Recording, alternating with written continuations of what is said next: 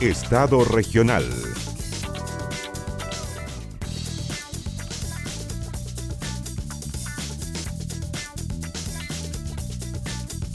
Hola, muy buenas noches. ¿Cómo están ustedes? Qué gusto saludarlos como cada jornada de día viernes para conversar un poco de lo que fue la pauta noticiosa de cada semana y también poder desarrollar con un poco más de reposo temas que nos interesan a quienes habitamos en la región de Valparaíso. Y estamos esta noche con un abogado, él fue alcalde además de Calle Larga, un conocedor de la zona entre el año 2008 y el 2021 y ahora es actualmente diputado del 6º distrito. Estamos hablando de Nelson Venegas Salazar. Diputado, muy buenas noches, ¿cómo está usted?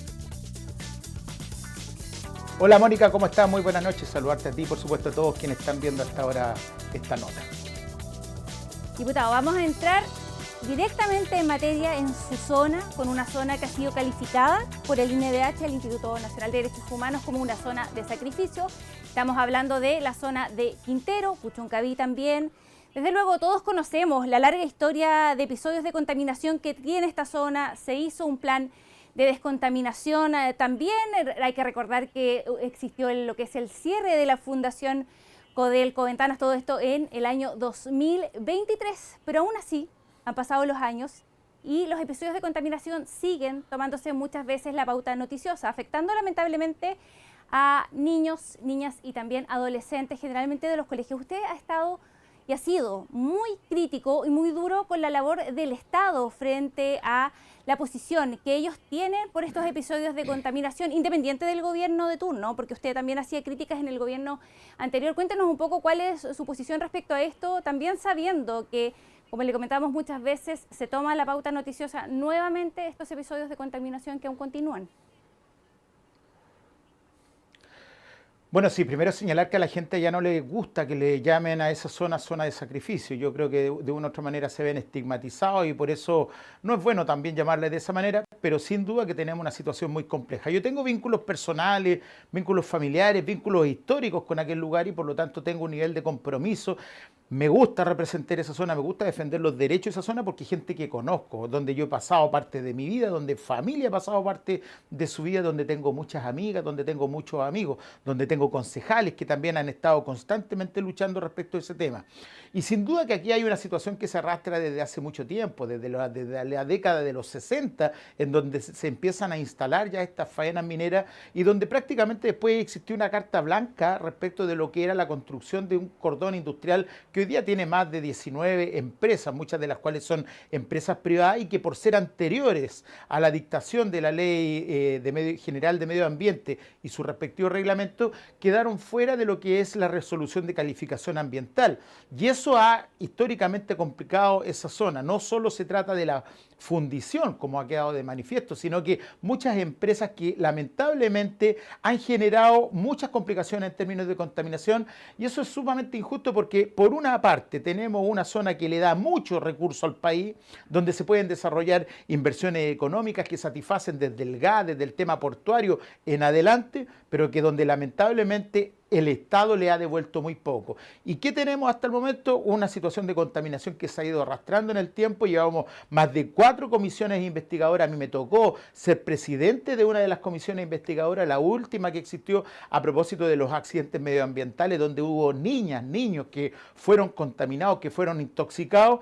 Y lamentablemente después que sacamos todas estas resoluciones respecto de lo que se tiene que hacer, también cuando hay resoluciones de la Corte Suprema, incluso donde hay recursos de protección, el Estado prácticamente no hace nada. Y eso sin duda hace que la voluntad y sobre todo la esperanza de la gente, la confianza de la gente que vive en ese lugar cada día vaya desapareciendo porque el Estado no está dando cumplimiento a deberes mínimos respecto de lo que son sus condiciones. Fíjese usted que hace un tiempo atrás se cerró la fundición con la esperanza de que se iban a terminar los eventos de contaminación, pero los eventos de contaminación existen y siguen existiendo. Por lo menos una vez cada 2 meses hay eventos de contaminación con personas intoxicadas, donde además, como si fuera poco, el Estado ni siquiera ha sido capaz de construir un hospital a la altura del desafío que requiere esa zona.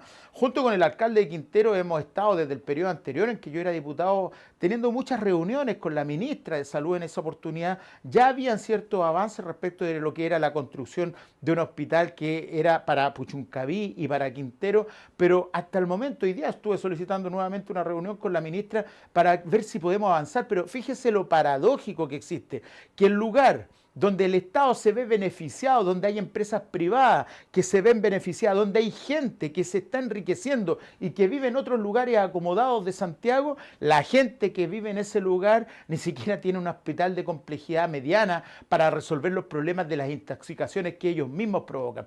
Por lo tanto, es un acto inhumano y por eso, tal como lo manifestó usted, no solo de un gobierno de turno, sino que también una responsabilidad histórica que tiene el Estado, donde existió una desidia, una despreocupación constante y donde lamentablemente no se está escuchando a la gente y a aquellos que representamos a esa gente para tratar de a lo menos buscar ciertas soluciones.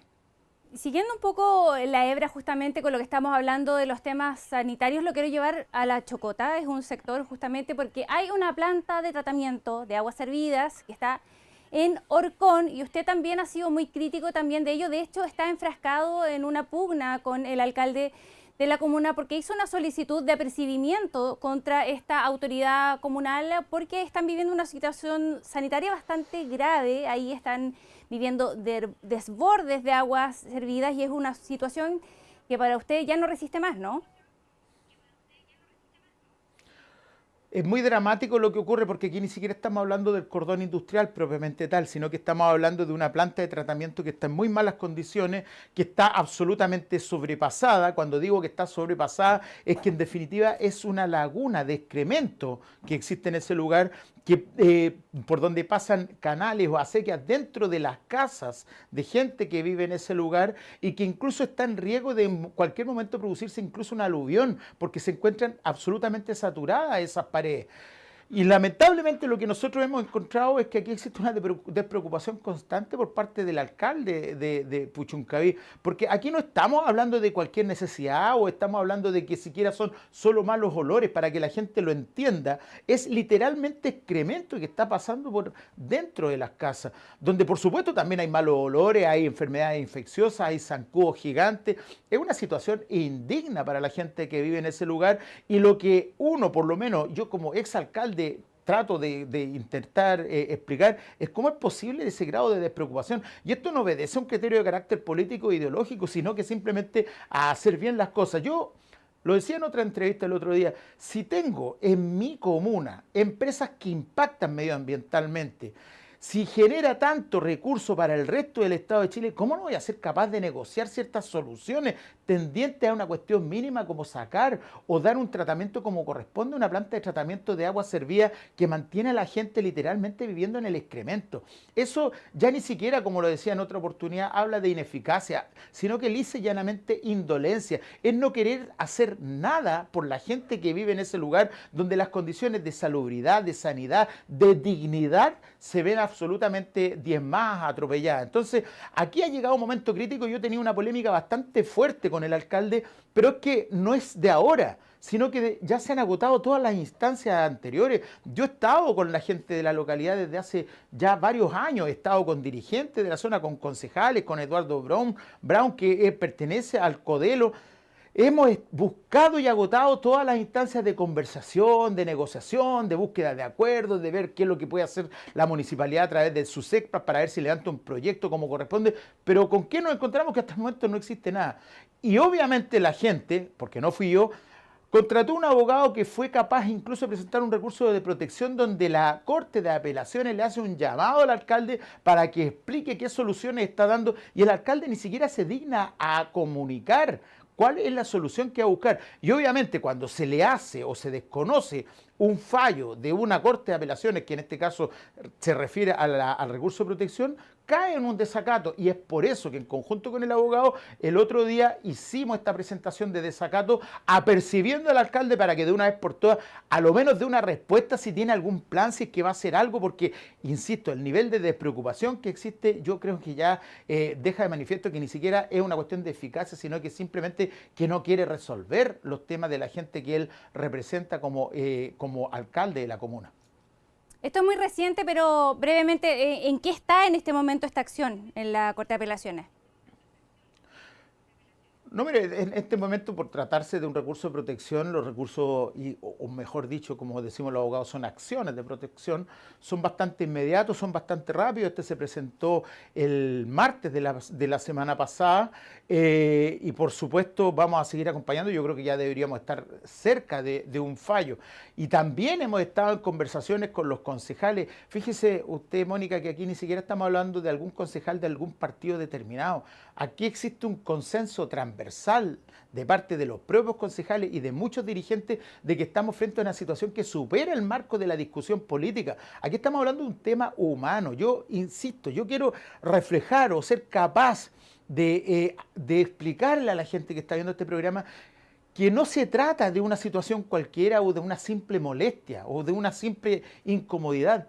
Aquí hay gente que está viviendo literalmente en el excremento. Esta es una planta de tratamiento que se construyó en el año 2017 y donde siempre se hacen anuncios y cuando se ha querido investigar se trata de interrumpir las investigaciones. Entonces, de verdad, yo siento que aquí existe un nivel de despreocupación tan grande, incluso me arriesgo a decir que es un tema prácticamente inhumano lo que está viviendo la gente de ese sector y por eso que existe un amplio consenso de carácter transversal en términos políticos de que a lo menos se tiene que tratar de buscar una solución, pero vemos en ese sentido que el alcalde ha manifestado una constante despreocupación. El otro día me decía que yo era un diputado ausente en la zona. ¿Sabe? Yo gran parte de mi vida incluso tengo vínculos habitacionales con la localidad de Ventana. No solo es la Chocota, para la gente que conoce la zona, en los roqueríos hacia donde está la Ventana de la localidad de Ventana, hay un lugar donde salen las aguas de los alcantarillados sin ni siquiera ser tratadas y salen directamente a los roqueríos, produciendo no solo tema de malos olores, sino que contaminación de las aguas que afectan, por supuesto, todo el tema de la pesca artesanal, donde además, como si fuera poco, un estudio de la Universidad de Playa Ancha, financiado por el gobierno regional, señaló la cantidad de cadmio y de plomo que existe en ese sector. Y por lo tanto estamos hablando de un tema muy grave y yo siento que de verdad es como la voz que clama en el desierto y que nadie escucha. Y yo creo que de verdad el Estado de una vez por todas tiene que hacerse cargo respecto a una situación que ya está afectando de manera desmesurada la situación de la gente que vive en ese lugar. Es inexplicable que existan tanta industria que está bien, desarrollan trabajo, pero que cumplan ciertos estándares, pero a la vez que se desarrolle una economía que permite sustentar a todo el resto del país, ni siquiera tengan alcantarillado, ni siquiera tengan plantas de tratamiento de agua como corresponde, donde no solo en La Chocota, sino que, como le decía recién, en la localidad de Ventana y en muchos otros lugares, prácticamente el excremento sale directamente al mar, con toda la complicación sanitaria que eso sufre. Sin embargo, cuando tiene, por ejemplo, que preocuparse del sector de Maitencillo, ahí se preocupan. Y entonces ahí uno se pregunta, ¿son todos los chilenos iguales? A mí me parece sumamente injusto e indigna la situación que sigue viviendo la gente de aquellos lugares. Y eso es lo que estamos defendiendo. Y de ahí mi ahínco, mi apasionamiento, mi molestia, mi enojo con esta autoridad que, insisto yo, ni siquiera ha tenido la capacidad de ponerse en el lugar humano de aquellas personas a las cuales representa él como alcalde.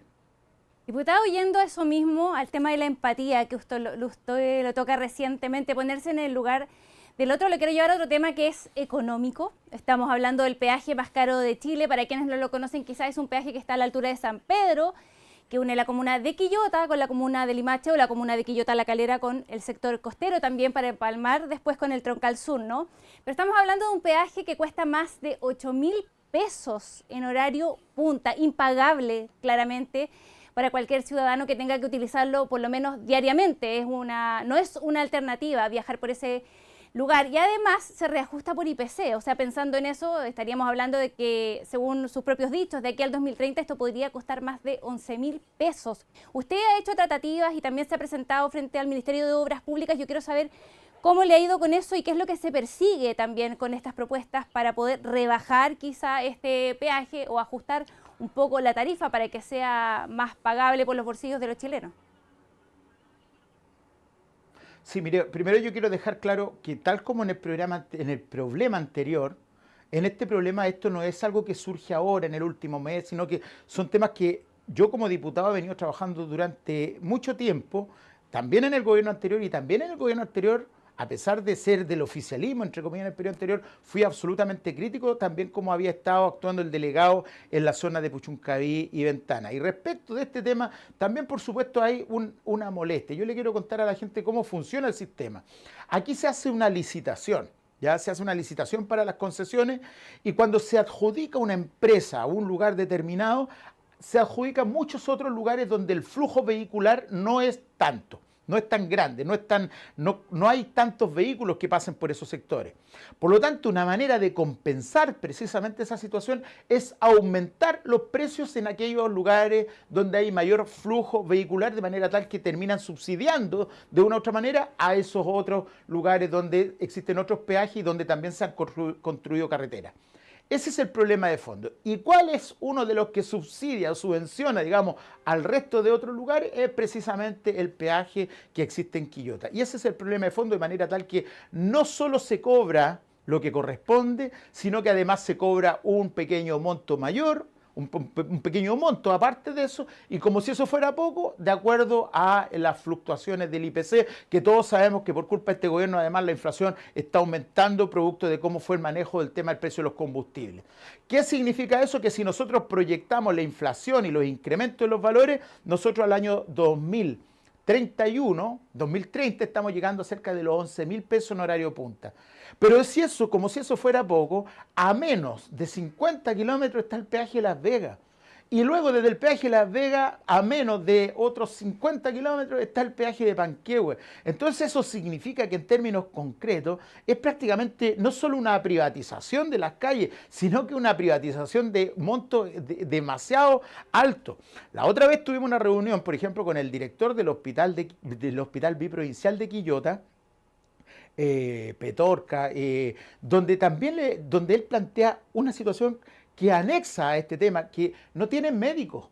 ¿Y por qué no tienen médicos? Porque resulta que los médicos que viven o en Viña o en Quilpué no quieren ya ir a trabajar allá o están haciendo muchos esfuerzos económicos porque cada día y cada peaje le sale, en definitiva, le resulta impagable o le aumenta demasiado los costos.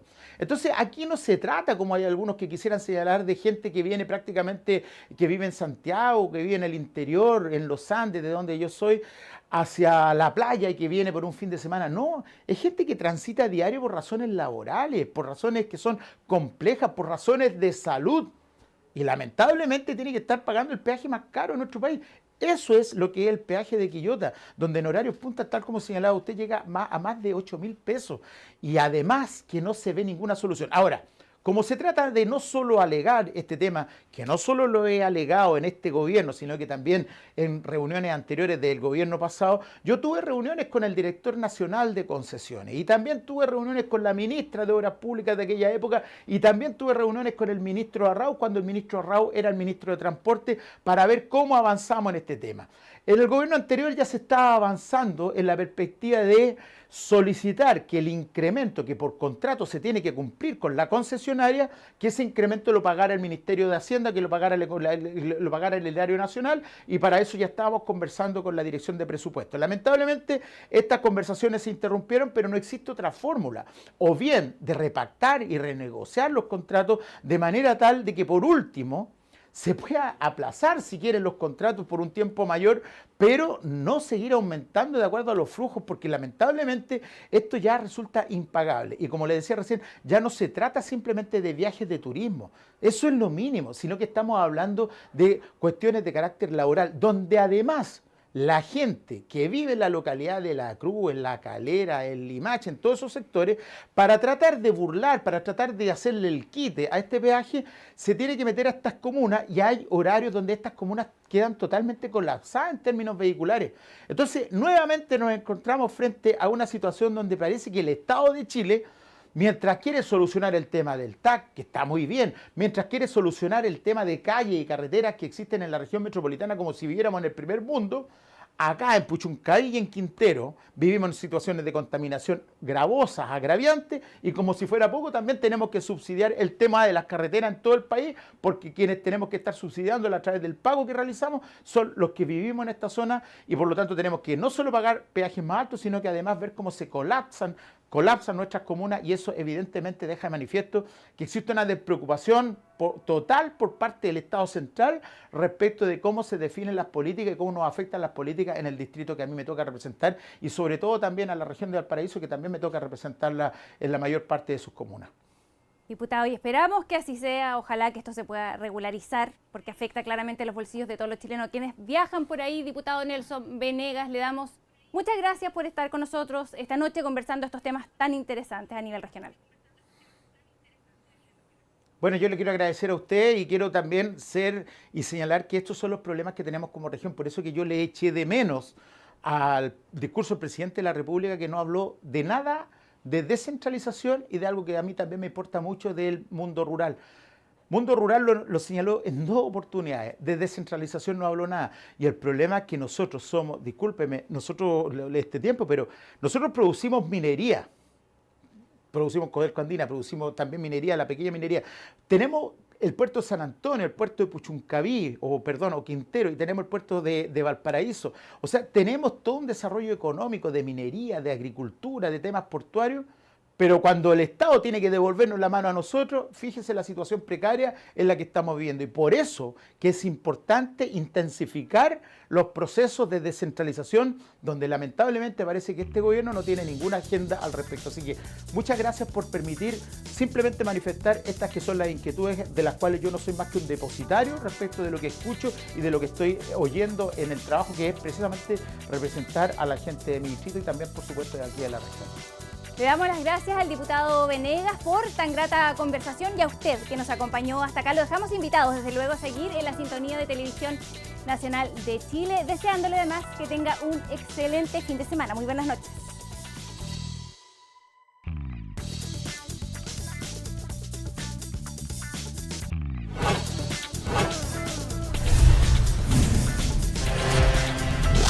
Estado regional.